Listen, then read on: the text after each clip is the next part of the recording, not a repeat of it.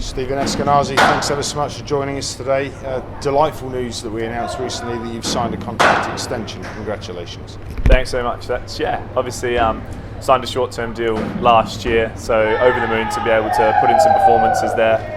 After I signed that deal and for the club to come back and see me as a part of their future, I've loved playing here for the amount of years I have. It's like a family to me, so yeah, I'm really excited for the next couple of years. Joined the club back in 2013. This will be coming into your 10th year for the club. It'll be 12 years once you see out the contract. Did you ever think when you first joined Middlesex you'd be looking at a 12-year career at Lords? Yeah, it's unbelievable. I don't know if it's a good or a bad thing. 10 years sounds really good, but then you realise you're no longer a youngster anymore and you've got to start putting in performances every week, which is disappointing.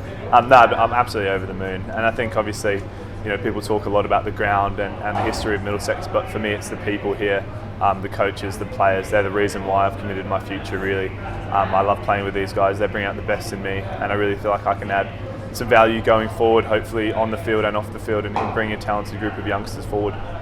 Eski, for the last 2 years, your form in white ball cricket has been nothing short of exceptional. You very quickly carved yourself out a role as one of Middlesex's leading white ball batsmen today, and arguably one of the best in the country. Where do you see that form evolving? Do you see an international career developing out of that? Yeah, I think I just sort of changed my attitude towards white ball cricket about 3 or 4 years ago.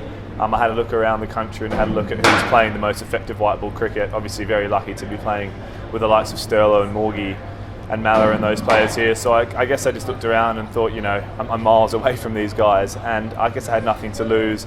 As a side, we had nothing to lose. I wanted to try and take the batting group forward. And I really feel like I'm starting to make some inroads there. So I'm loving playing cricket. We've spoken a bit about the best players playing the biggest games domestically, and that's one thing as a side that we've been disappointed that we haven't done recently, is playing those knockout semi-finals and finals days, particularly in 2020 cricket. So I think personally going forward, if I can contribute to some big Thursday nights here that take us into some knockout group games, then not only is it going to help the side obviously, but I'm sure it'll help myself going forward too. I'm guessing if you're still scoring the weight of runs you've been scoring in recent seasons, and you've got someone who comes in with the ball like Shaheen Afridi, we must be going into next year with some optimism. Yeah, it's unbelievable. I think probably since the minute the bloke put pen to paper for Middlesex, so we averaged about 6 with the ball. So the powers that be that made that decision must be sitting pretty comfortably up there. But no, it's fantastic. And I think, overseas players over the years that I've been at Middlesex have played a huge role in the success of the club. If you think of Adam Voges and Chris Rogers, people that have come over and they've really taken the club by the scruff of the neck, and they want the club to win. I think the key thing for overseas players is you want them to be invested, and with someone like that, he's sort of the missing piece in the puzzle for us with the left arm option and the pace, and obviously his statistics, they speak themselves. So I'll be looking forward to it. Maybe not so much when I'm standing at first slip and one gets lashed at me in the beginning of April and I drop one, but no, extremely excited. Eski, one last word on the state of the squad at the moment. You mentioned your own position as now one of those senior players here. You're blessed to be playing with a lot of young kids that have come through the academy.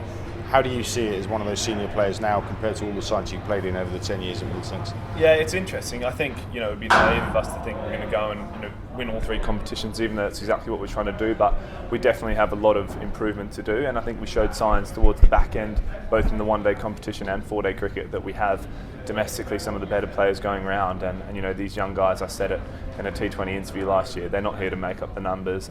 The onus is on the 6 or 7 senior guys that I firmly see myself as a part of to really take them forward. But I think we're starting to build exceptionally exciting squad, and I think for us it's a bit of an attitude shift now that the time's come for performances on the field.